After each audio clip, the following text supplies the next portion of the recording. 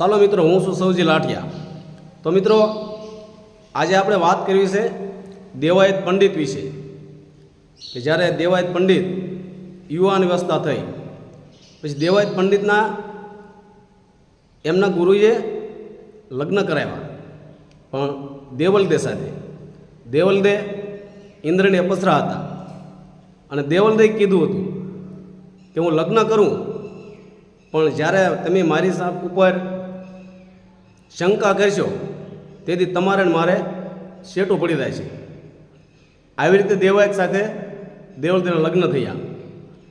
ત્યારબાદ શોભાજી અને દેવલદે બંને એક રૂમની અંદર સત્સંગ કરતા હતા અને દેવાયતને ખબર પડી કે બંધ રૂમની અંદર દેવલદે સાથે કોણ વાતો કરે છે. ત્યારે શંકા થઈ દેવાયતને દેવલદે ઉપર શંકા પડી.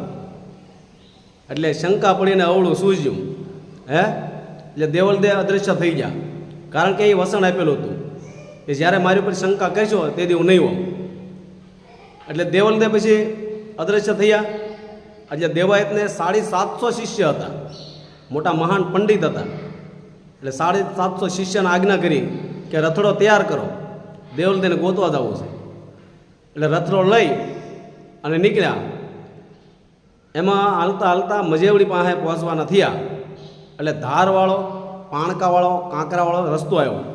રસ્તો બહુ ભયંકર આવ્યો. એટલે ધાર આવીને ધરો ભાંગ્યો. એના રથનો ધરો ભાંગી ગયો. એટલે બાજુમાં મજેવડીમાં દેવતણખી બાપા છે, જાતિના લુવાર. એટલે ત્યાં ધરો હંધાવા માટે ગયા. તો દેવતણખી બાપાને તે 11 અણગ્યો પાડેલો હતો. રામદેવજી બાપુનો પાઠ કર્યો હતો.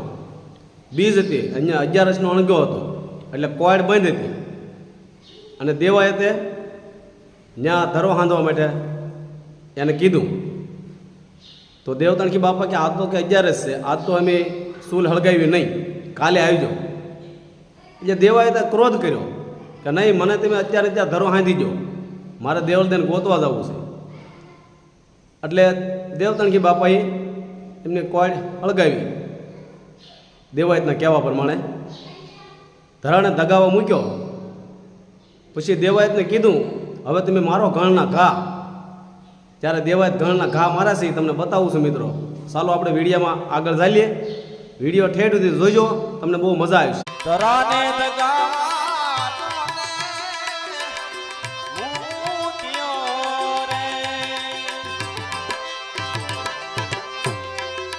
ધરાને દગા તોને રે આ તમારી મોજ. હો દેવાયત તમે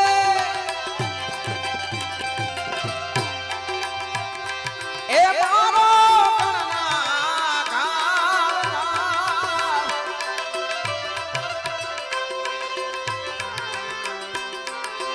ક્રોતરે કરીને ગણને માર્યો રે.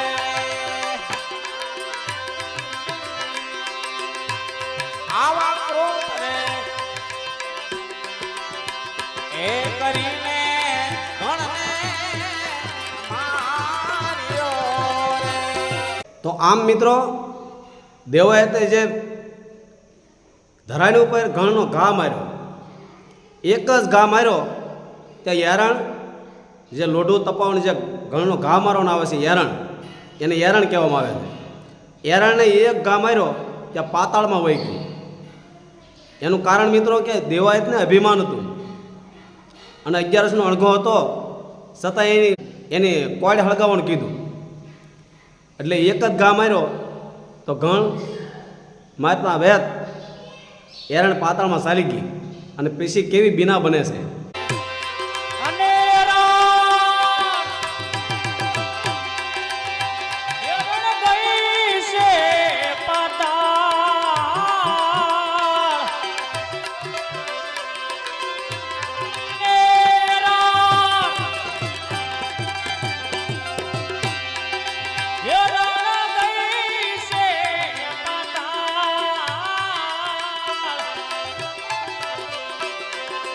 ઉધરે કરીને ગણને માર્યો રે. આવી રીતે દેવ તણખી બાપાએ ધરાને દગાવ્યો છે ત્યારે દેવાયતે ક્રોધ કરી અને યારણ ઉપર ઘા માર્યો છે. એક ગણનો ઘા મારતા યારણ પાતાળ ચાલી ગઈ છે ત્યારે દેવ તણખી બાપા શું કહેવા લાગ્યા છે? અરે દેવાય, ત્યાં શું કર્યું? અરે હા, આ દેવાજ શું શીર્ષને ખબર પડી? અરે હા, ત્યાં પાતાળમાં નાખી દીધો. તો હું હમણાં બીજી લઈને આવું, ત્યારબાદ તારું કામ શરૂ કરું. જાવ બીજી ત્રીજી જે લાવી લાવો. આમ દેવાય તે જ્યાં ઘણનો ઘા કર્યો છે તે યારણ પાતાળમાં ગઈ ત્યારે દેવતણકી બાપા કહેવા લાગ્યા કે દેવાયત યારણ તો પાતાળમાં ચાલી ગઈ છે, લે હું બીજી યારણ લઈ આવું, ત્યાં સુધી તમે બેસો, ત્યારબાદ તમારું કામ કરી આપું. ત્યારે લીલણબાઈ વિચાર કરે છે, દેવતણકી બાપાના દીકરી લીલણબાઈ, કે મારા બાપુજી યારણ લઈને ક્યારે આવશે, અને દેવાયતને ખૂબ ઉતાવળ છે, હાલને હું ધરો હાંધી દઉં. ત્યારે મિત્રો વિચાર કરો તેમ લીલણબાઈ કેટલી નાની ઉંમરમાં હતા છતાં હજી દેવાયતને શું કહેવા લાગ્યા છે કે મારી ઘૂંટી ઉપર તમે ધરો હાંધો. હે લીલણબાઈ ઘૂંટી ઉપર રાખી ધરો અને પછી દેવાયતને કીધું કે હવે ઘરના ઘા મારો. ત્યારે લીલણબાઈ દેવાયતને આજ શું કહેવા લાગ્યા છે? આવી રીતે દેવ તણખી બાપા બીજી એરણ લેવા માટે જાય છે ત્યારે લીલણબાઈ વિચાર કરે છે કે મારા બાપુજી એરણ લઈને ક્યારે પાછા આવશે, આ લોઢું દગાવેલું ઠરી રહે. ત્યારે લીલણબાઈ દેવાયતને શું કહેવા લાગ્યા છે કે દેવાયત, લ્યો મારી ઘૂંટી ઉપર ધરાને રાખું અને તમે ગણના ઘા મારો. અરે આ છોકરી મને શું સમજતી હશે? એક ગણના ઘરે તો યારણ પાતાળ વહી ગઈ અને જો બીજો ગણ મારી દે તો તારી ઘૂંટીના છિત્રા કાઢી નાખીશ. તો મિત્રો લીલણબાઈ દેવાયતને કહે છે કે મારી ઘૂંટી ઉપર ધરાને રાખો અને પછી તમે ઘરના ઘા મારો, તમારો ધરો હાંધી આપો. દેવાયત કહે છે કે એક ઘા માર્યો ત્યાં યારણને પાતાળ નાખી દીધી તો તારી ઘૂંટીના હું શીથરા બોલી રહ્યા. ત્યારે લીલણબાઈ દેવાયતને આજ શું કહેવા લાગ્યા છે? નાના દેવાય, તમારે મારો.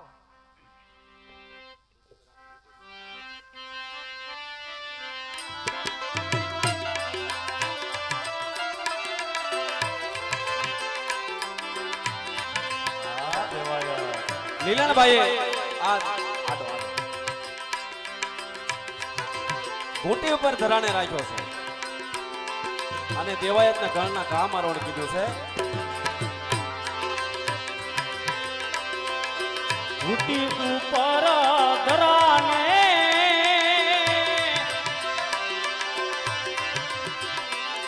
સાંધ્યો રે.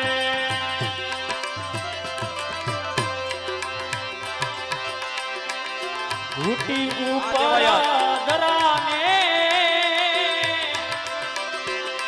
સાંધ્યો રે. અને દેવાયતના આ ઉતરાય અભિમાન.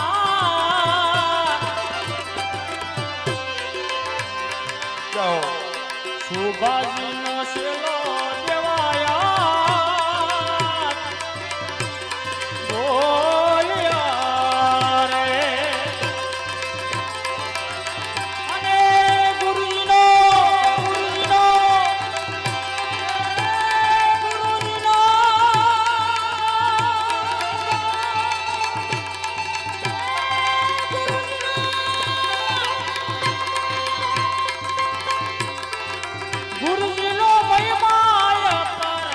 તો મિત્રો આવી રીતે લીલણબાઈએ ઘૂંટી ઉપર દેવાયતનો ધરો હાંધી આપ્યો. દેવાયત લીલણબાઈના પગમાં પડી જાય છે કે ધક તો ધરો ઘૂંટી ઉપર હાંધી આપ્યો તો આનાથી મહાન બીજું કોણ હોય? એટલે દેવાયતનું અભિમાન ઉતરી ગયું અને દેવાયત લીલણબાઈના પગમાં પડી જાય છે મિત્રો.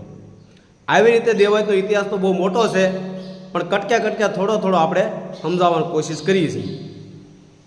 એટલે મિત્રો તમને જો આ વિડીયો ગમ્યો હોય તો લાઈક કરજો, કોમેન્ટ કરજો અને ફેસબુકની અંદર મારી આઈડીને તમે ફોલો કરી નાખજો, જેથી કરીને કાયમ માટે આવા ધાર્મિકતાના વિડીયા મારી ચેનલમાં આવતા રહેશે. જય લગણી, બાપા સીતારામ.